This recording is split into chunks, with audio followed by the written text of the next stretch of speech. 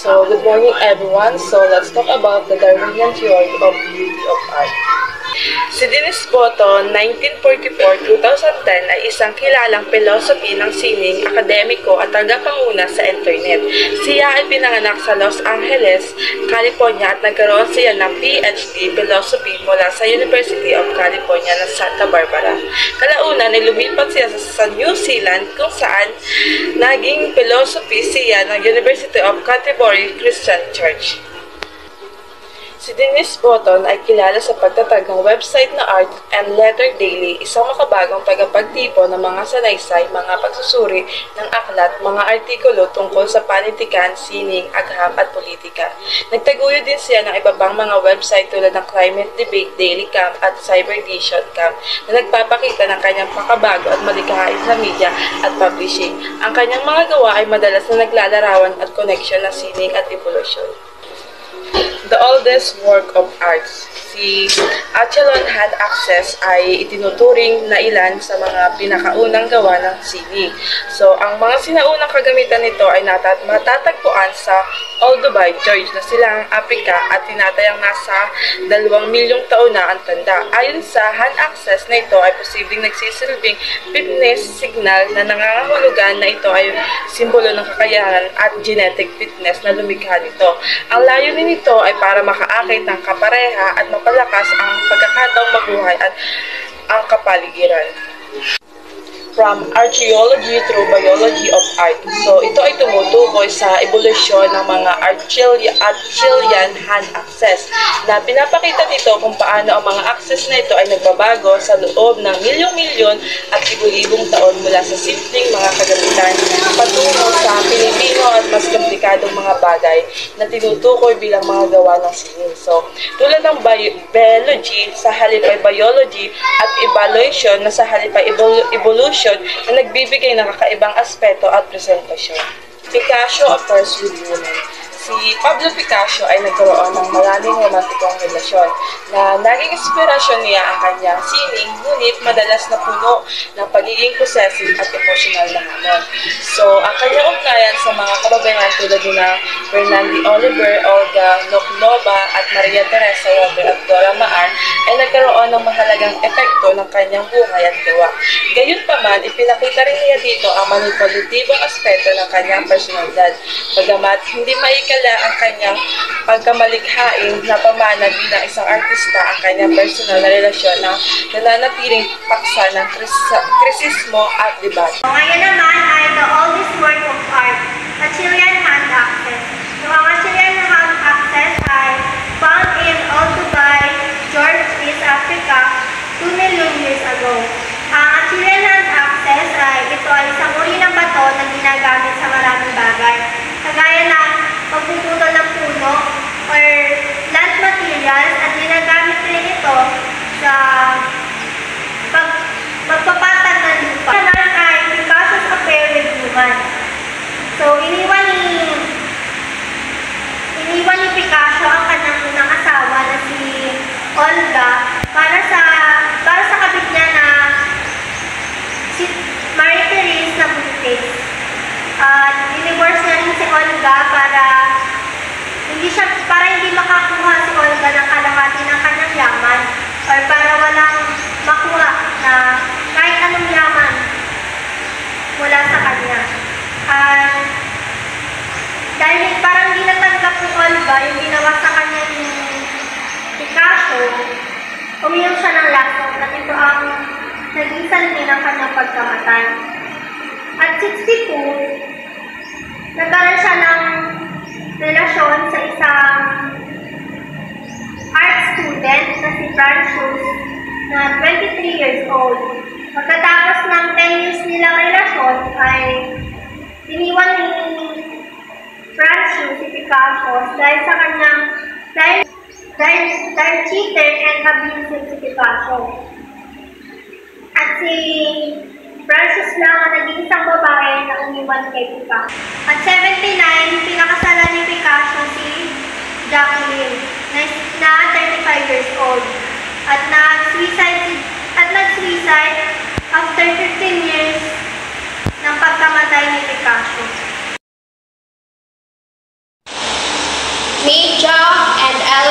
of art. So, media of art is substance or materials of which the work of art is made. So, may 8 parts tayo dito: painting, sculpture, music, dance, literature, and drama. So, sa painting ay ginagamitan natin ng oil painting para makapaggawa tayo ng isang painting. Dito sa sculpture is ginagamitan natin stone, wood, metal, and glass. Dito tayo na painting para makapagbuhay tayo ng kung ano-ano natin gusto natin i-painting. Dito sa music is human voice and musical instrument. So, habang nagpipainting tayo is habang nagpipainting tayo, pwede tayong kumanta and may music na natugtog. Dito sa dance is motion of human body. So, pwede rin tayo dito magsasayaw o basta karaniwan na motion of the human body. Dito sa literature is written or oral language.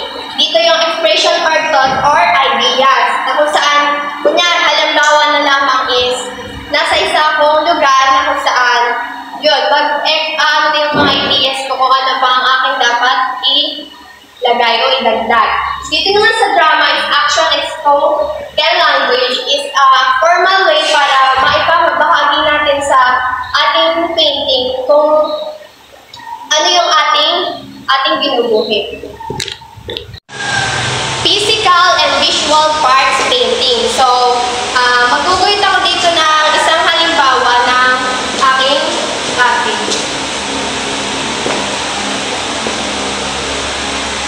Ito ang tinatawag na background. Ito yung background.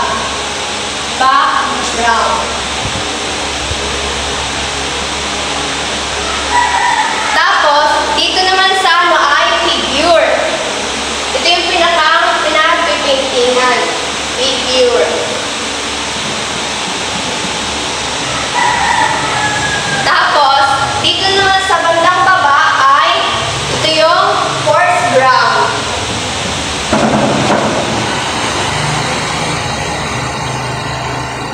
Dito sa pinakababa ay brain. Ito yung apat na parts ng painting. Good day, everyone.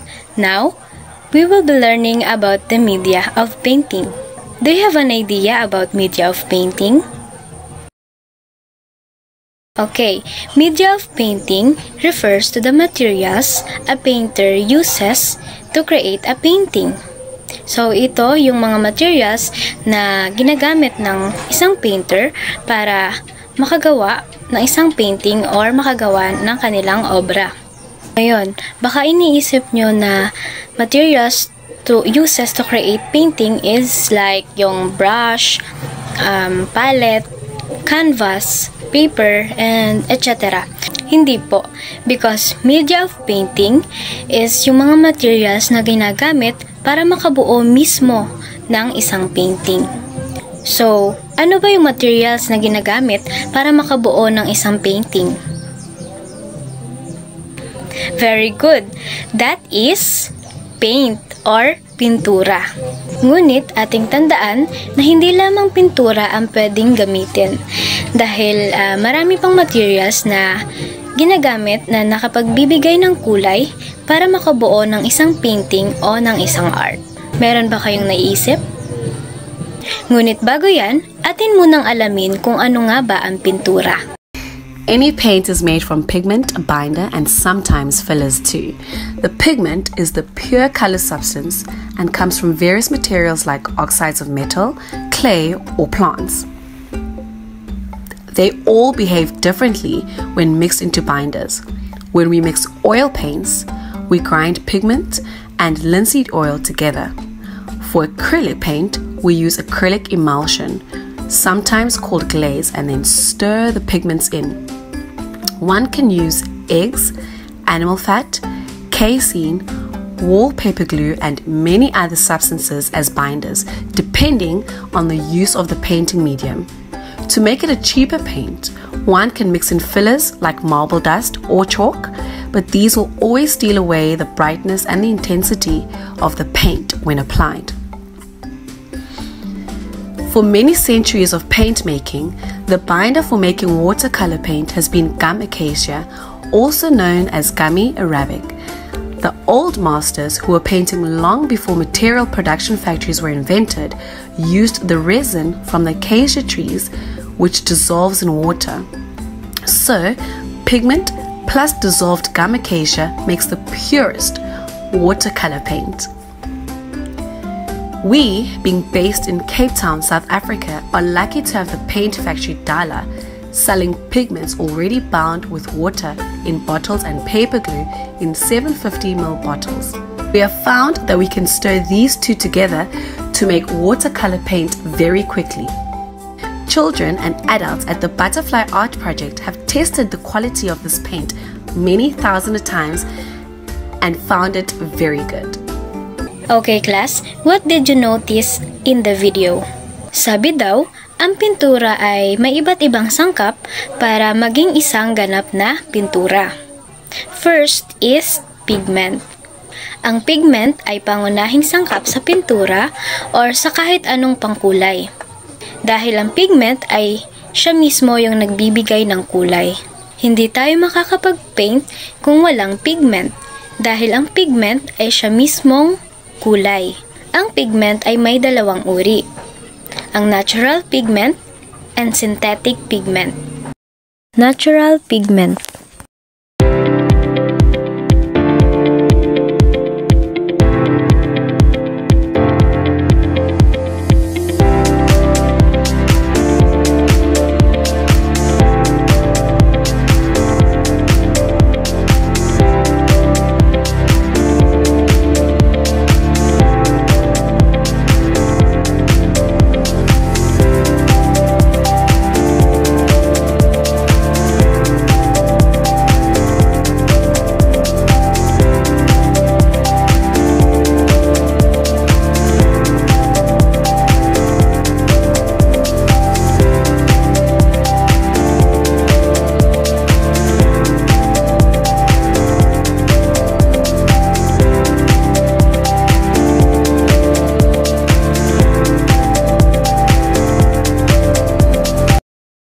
Did you know that you have been eating bugs for all your life?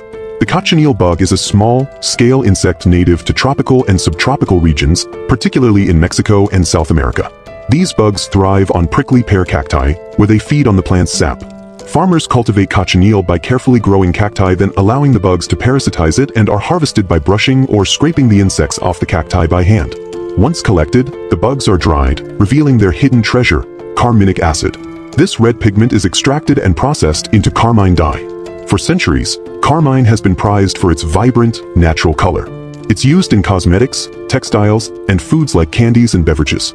Valued for its stability and safety, cochineal remains an essential natural food dye for that appetizing, vibrant red color. Synthetic pigment.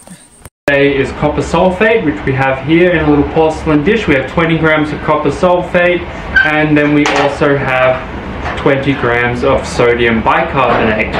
And I think there is a reason to use sodium bicarbonate over sodium carbonate for this process, as I think the additional carbonate makes the reaction happen in such a way that we end up with a more green product than if we just use sodium carbonate. I'm not entirely sure of the chemistry behind that, but that's what I've found so far. So first thing we're going to do is make a 10% solution of copper sulfate. So we have 200 mils of water here and 20 grams of copper sulfate, and we're going to add that in and stir it until it's dissolved. Now, one of the key features of this process is that we're doing it quite hot. So this is some freshly boiled water on the hot plate. The hot plate is maxed out, keeping it nice and hot. So the water should be roughly something over at least 80 degrees centigrade. Assuming that the solution will be much more clear without copper sulfate. Like almost immediately we get a nice clear blue solution as a result. So the next thing is we're going to wrap another beaker with 100 mils of hot water in there as well, and to that we're going to add in our sodium carbonate, sorry, sodium bicarbonate. So now we have a solution of sodium bicarbonate. We're going to slowly begin adding that to our solution of copper sulfate. We're going to do it slowly here because it's hot and it's going to cause a lot of foaming and frothing to occur, as you'll see quite quickly.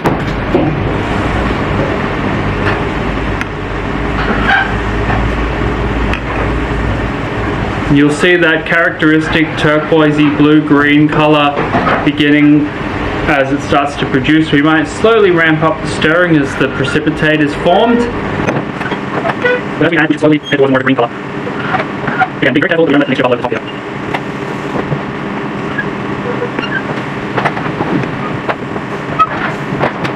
You can see it's starting to green up a bit. You can see it's at some point it stops reacting, and another way to plate. Basically, I'm just going to let this stir for a little bit longer, and I'm actually just going to add a tiny bit of fresh hot water to this. I'm just looking to make sure that there aren't any traces of blue left, and then we have quite a nice clear, precise green color, which I think we do. I'm going to stop the stirring.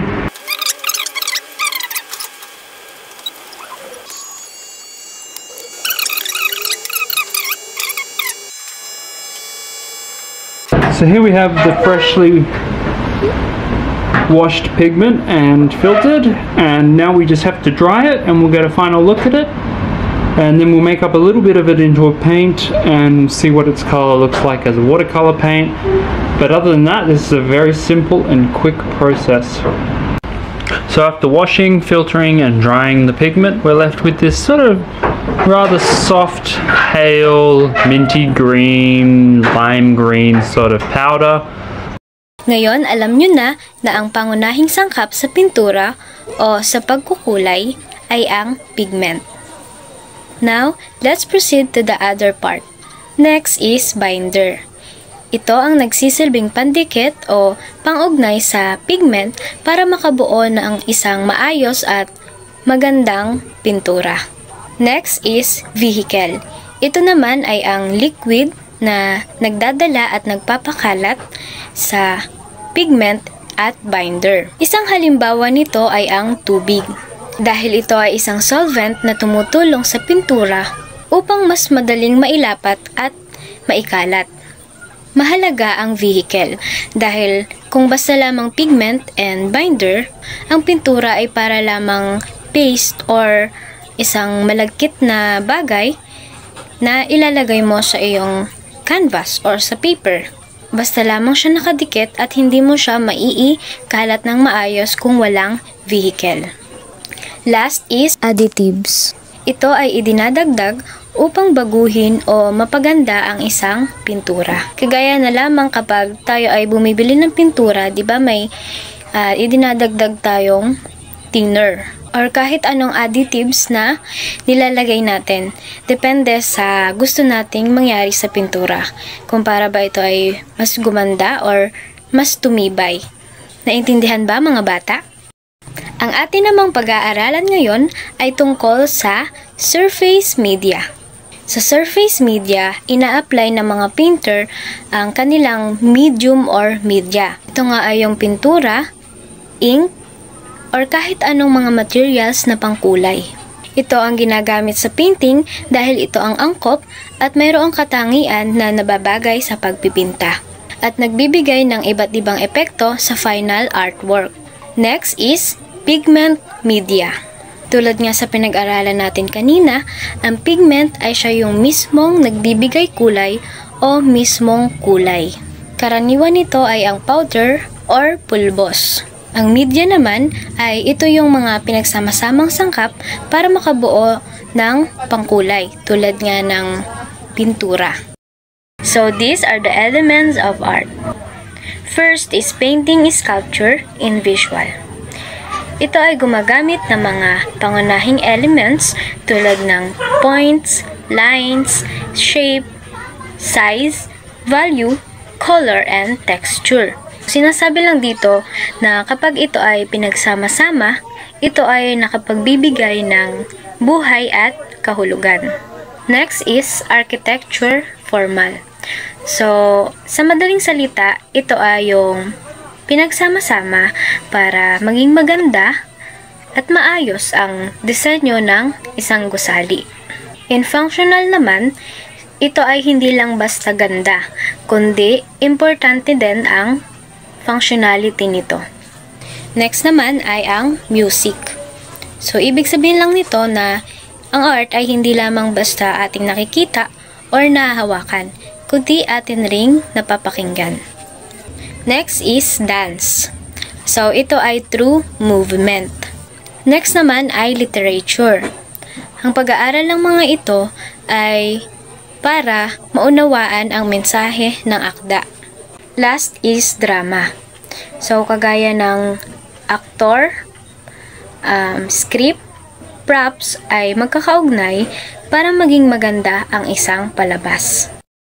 Let's proceed to visual elements of painting such as point, line, shape, value, and color. Ang texture at space ay minsan ding isinasama, ngunit mas karaniwan at pangunahing element ang mga ito sa sculpture and architecture. Bakit? Halimbawa, ako ay nagpaint ng isang bundok at gumamit ako ng iba't ibang kulay at brush strokes para magmukhang magaspang at matigas. So, ang magaspang na texture ay isang ilusyon lamang na aking ginawa gamit ang pintura. Ngunit kung mapapansin nyo, ito ay nakalagay pa rin sa isang patag na canvas.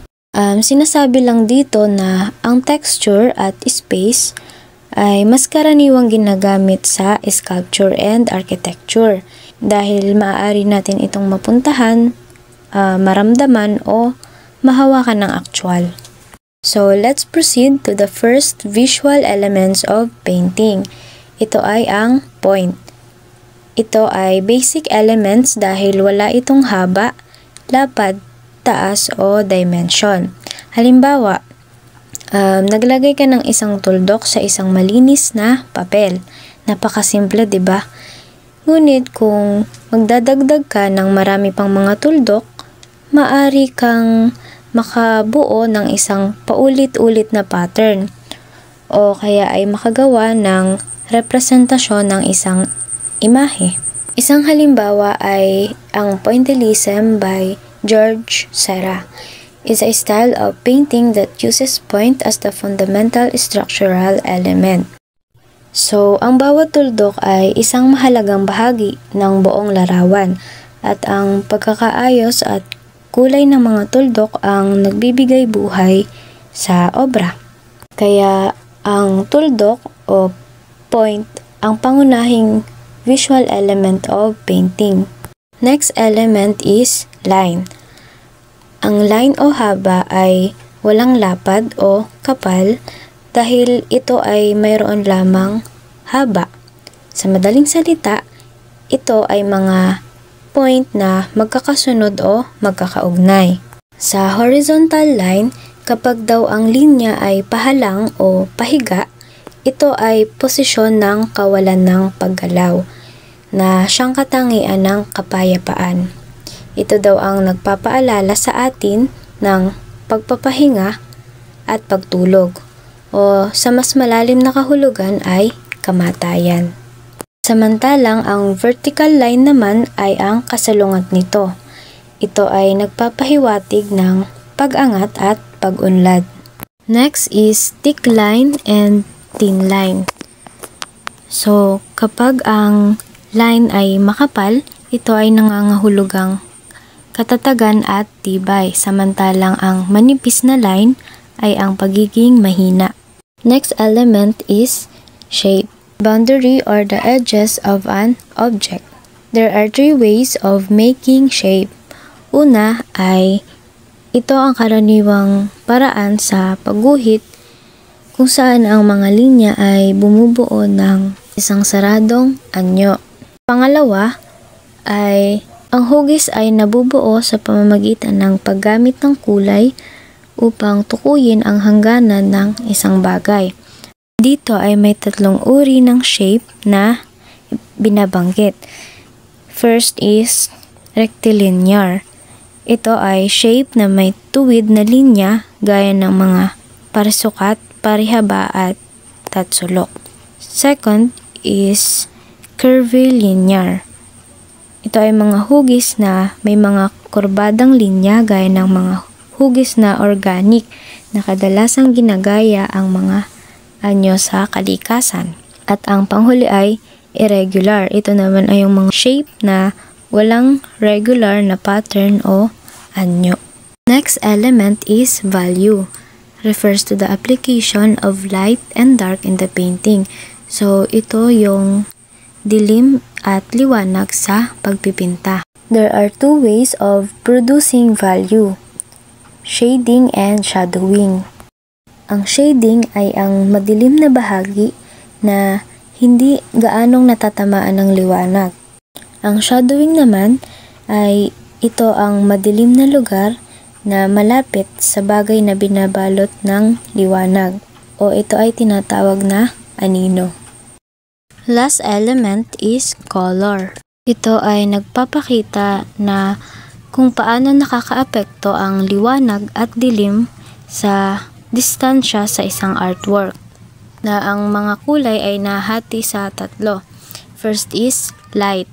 Ito ay ang mga magagaan na kulay tulad ng yellow, green, blue-green, and blue, na lumilikha ng isang pakiramdam ng paglayo o pag-urong sa larawan. Sa dark naman, ito ay yung syempre kabaliktaran ng light. Ito ay yung katulad ng blue, violet, or pink. Ito ay impression naman ng pagsulong o paglapit. Sunod naman ay ang mga medium ng kulay tulad ng red, orange, and yellow-orange, kung saan ito ay nasa gitna ng spectrum.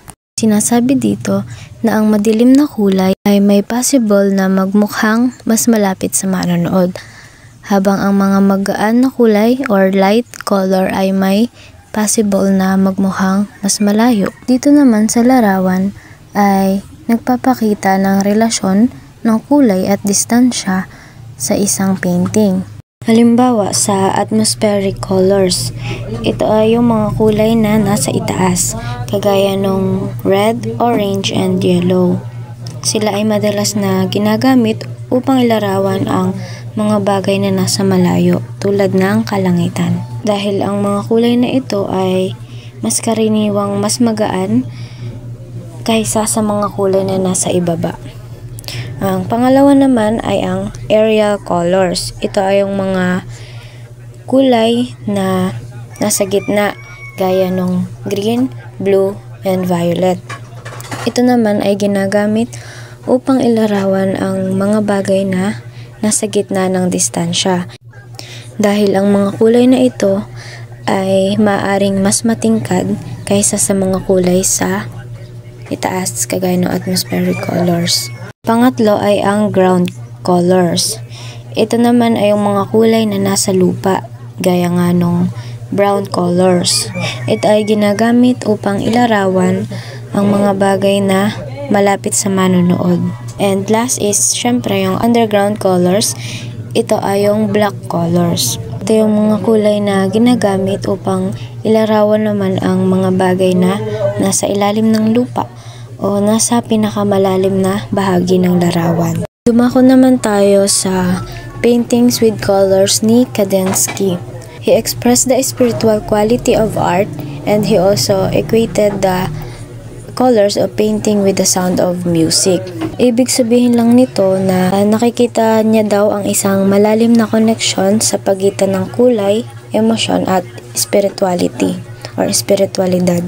Sa Fauvism naman, style of painting by Matisse, ito ay gumagamit ng artificial na mga kulay.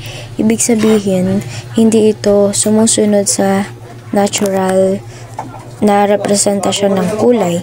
Bagkus ay gumagamit ito ng mga kulay na nagpapahayag ng emosyon at nakakaakit ng pansin. Kumbaga, hindi makatotohanan dahil ito ay impression lamang. Dito naman sa picture ay mayroong balance and focusing. Ang balance ay larawan na nagpapakita ng isang balancing composition, na kung saan mapapansin nyo na ang mga line ay nagsisilbing gabay sa mga mata, ay nagsisilbing gabay sa ating mga mata upang makita natin ang simetriya o balanse sa composition.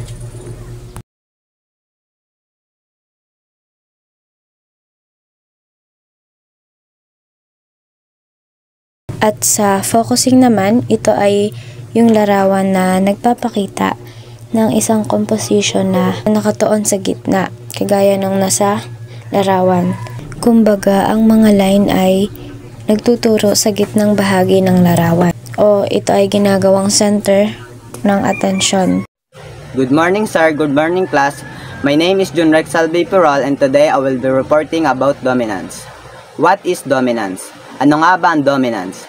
It is the way of emphasizing a particular element over the others. Ibig sabihin lang nito is pagbibigay ng spotlight sa isang bagay or sa isang artwork.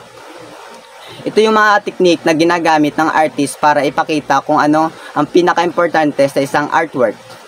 Kapag may dominance ang isang artwork, mas madaling tingnan ng mga viewer yung isang artwork kasi may isa silang pagpupukusan na isang subject doon sa isang artwork.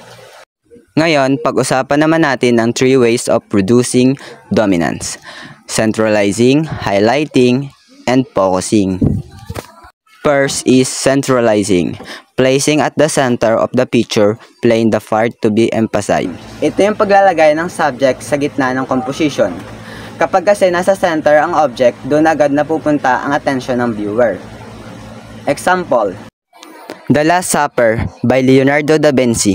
Makikita naman natin sa painting ni Leonardo da Vinci na ang pinaka-importanting object ay nasa gitna. Next is highlighting. Use of standing size or color on the part to emphasize. Gumagamit tayo dito ng contrast like color, size, or brightness para maging stand out ang isang part ng artwork. Example of highlighting by size. And also, example of highlighting by color. Example of highlighting by size and color. Last is focusing. Using elements to create movement directed towards the part to be emphasized. Dito naman, gumagamit ang isang artist ng technique like leading lines, blurring, or framing para ma-emphasize ang isang subject. Example, Mona Lisa. The application of focusing leads the eyes towards the lips of the woman. Next painting is the Bacchus and Ariadne. The application of focusing indicates the act of movement in the painting. Now, let's talk about no dominance. Landscape paintings are usually have no dominance, so that the may feel relaxed. Dito, walang isang element ang nangingibabaw. Lahat ng parts ng artwork ay may equal vision weight. Kaya minsan mahirap malaman kung saan dapat tumingin ang isang viewer. And also it creates a feelings of balance and calmness. Example is The Highway by John Constable. In summary, dominance helps create a clear focus sa artwork. You can produce it through centralizing, highlighting, and focusing. And if there's no dominance, the viewer eye might get confused or feel more relaxed. Good morning, classmates. Today, I share about one important principle sa design, which is balance. Ano nga ba ang balance? Ang balance ay yung pantay na atensyon o atraksyon ng mga elements sa isang design. Ibig sabihin, hindi lamang isang part ang napapansin. Lahat ay pantay-pantay. Monotonous at redundant na design. Monotonous kapag pare-pareho lang ang kulay ng design. Nagiging monotonous, sobrang pareho, o kaya ay nakakaboring tignan. Ang halimbawa na lang ay ito. Yan. Redundant. Kapag sobrang dami namang kulay, nagiging redundant. Sobrang daming pagkakaiba, kaya magulong tignan. Ito naman ang halimbawa niya. Ayan. Harmony and variety. Ang maganda, dapat may harmony at variety. Hindi puro pare-pareho, hindi rin puro iba-iba. Sakto lang, may balance. Ang halimbawa ay ang Starry Night. Ngayon nadako naman tayo sa kinds of balance. Yes. Ang number 1 ay vertical balance. Pantay mula taas hanggang baba. Katulad na lang nito. Yan. Pangalawa, horizontal balance. Pantay mula kaliwa hanggang kanan. Tulad naman ito. Ayan. Katapos, ang radial balance. Paikot mula sa gitna, parang focus ng gulong. At gaya naman ng pinakita kanina. Kinds of balance. Ayon sa placement ng symmetric balance. Parang mirror. Pareho at ang magkabilang sides. Asymmetric balance, hindi pareho ang sides pero balance pa rin tignan. Tulad ng nakikita nyo kanina. So, importante ang balance sa design para maganda at maayos tignan. Dapat sakto lang, hindi boring, hindi rin magulo. So, ayan class. Thank you. Art technology. According to Benjamin 1935, the work of art in the age of mechanical production. So meaning, it influenced the art of the invention of camera in photography and motion pictures. So means, yung the photography and motion pictures ay malaki yung naging influence pagdating sa art, especially sa ating modern art. According to Shanken 2009, Art in the Information Age, Technology and Conceptual Art influenced the art of the invention of computers and information technology, or DICT. And also in our modern age, as we can see, we are also use the CGI or computer generated image to enhance and to build more excitement to the audience. In essence, art in the information age, technology and conceptual art likely argues that conceptual art and technology-based art are not separate entities but rather related artistic developments that both reflect and engage with the fundamental shifts brought about by the rise of the information age. By reconsidering their relationship, Shanken aims to offer new insight into the history and theory of contemporary art. Let's proceed now to etching. Etching is the process of using strong acid to cut into the unprotected parts of a metal surface to create a design. Etching is a printmaking process where an image is incised into a metal plate using acid, creating an intaglio print. The process involves applying an acid-resistant ground to the metal plate, then scratching away the ground to expose the metal where the design is intended. The exposed metal is attached or etched by acid, creating recessed areas that hold ink, allowing the image to be printed. While lithography is a printing process that relies on the principle that oil and water repel each other. It works by drawing an image onto a plate using a grease-based substance, which then attracts ink, while the remaining areas of the plate are wet and refill the ink. This allows the image to be transferred to paper or another material. Mechanical production in theater compass all the visual, mechanical, and auditory elements that complement acting, writing, and directing. These elements include scenery, lighting, costumes, and sound, each requiring specialized designers and technicians to execute. The overall vision for these design elements is often captured in a production concept. Cylinder phonography, invented by Thomas Edison in 1877, was an early device for recording and playing back sound. It used cylinders coated with a material like tin foil or wax to store audio recordings.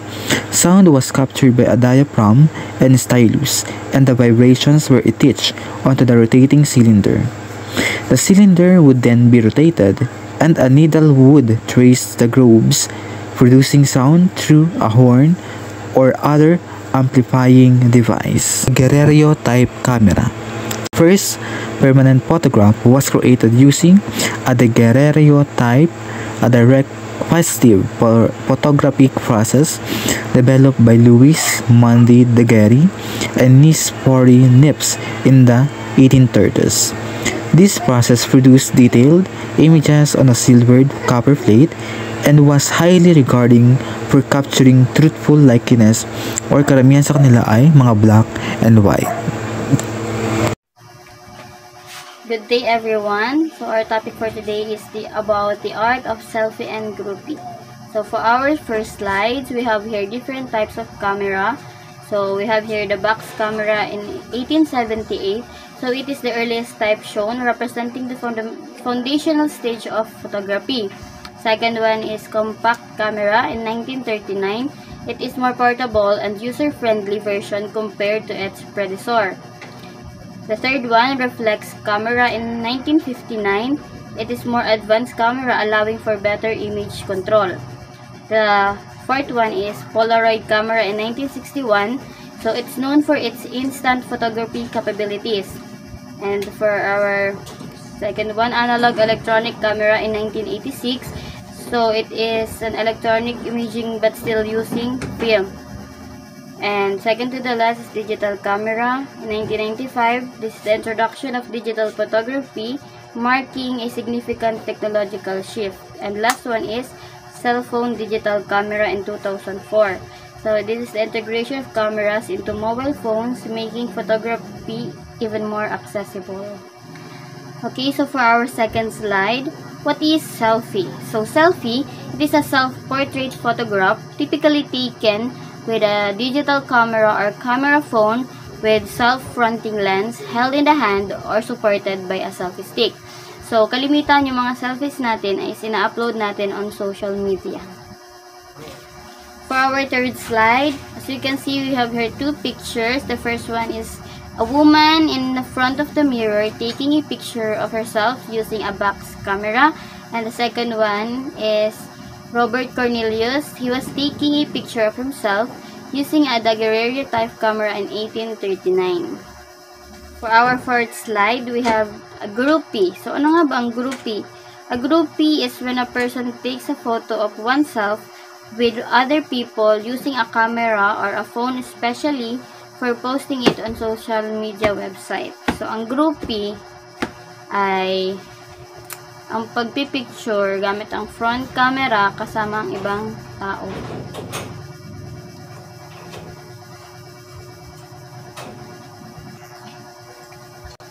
For our fifth slide, why are selfies is becoming popular in the social media? So we have here 3 points about why are selfies becoming popular in the social media. So the first one is creation of self-identity. So, ano nga ba yung self-identity? So, sabi dito, ang self-identity or self-identity creation is not just about snapshots. So, ang creation of self-identity ay hindi lang basta pagpipicture, kundi ito ay isa ding aktibong pamamaraan kung saan ang individual ay merong ninanais na personalidad na gusto niya ipakita on social media.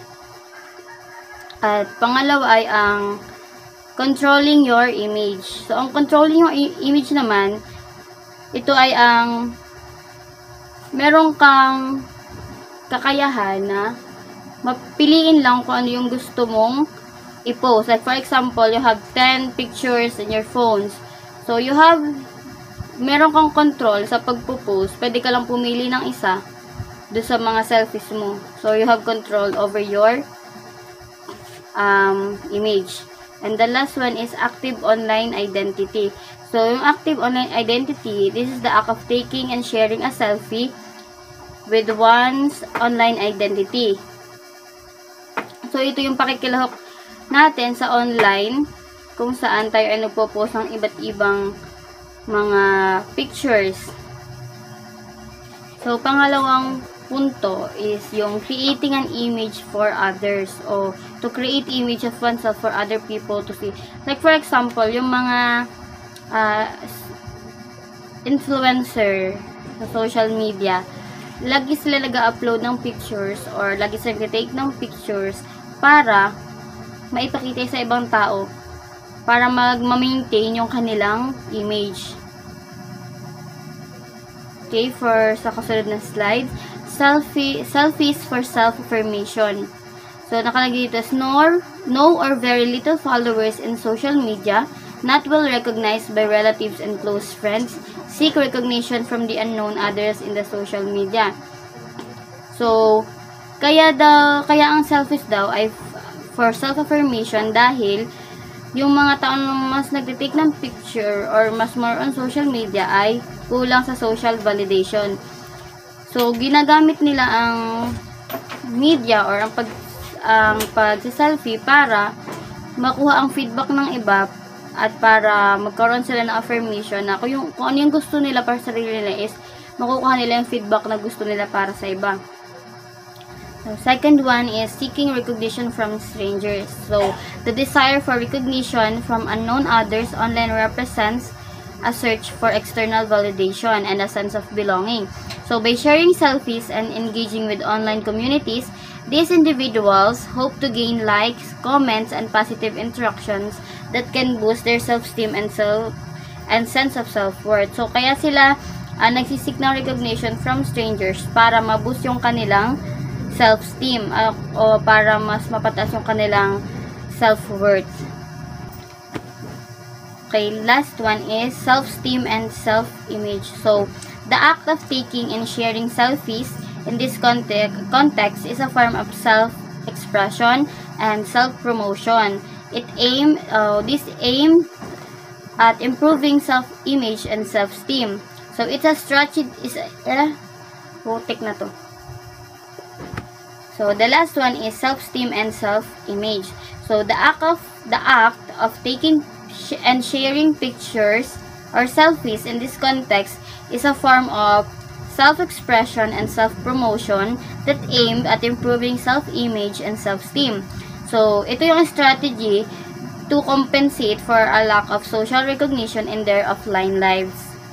So, in essence, this section highlights how selfies can be coping mechanism or strategy for self-affirmation for those who feel under-recognized or undervalued in their personal relationships, turning to a broader online community to gain the validation they seek. So for our last slides, as you can see, we have here a picture of selfies posted in the social media. So those with very low self-esteem and those with very high self-esteem, so for very low self-esteem, sila yung gusto ng self-affirmation.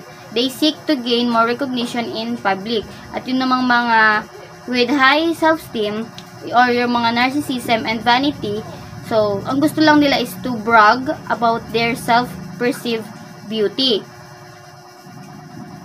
Yan. So doon nga sa una, yung may mga low self-esteem, sila yung may mga mababagtingin sa sarili. So, ginagamit nila ang pag-take ng picture o pag-selfie upang or to seek more public recognition and to boost their self-esteem. So, doon naman sa may mga high self-esteem, so they post selfies out of vanity and narcissism. So, they just want to show off their self-perceived beauty. That's all, and thank you.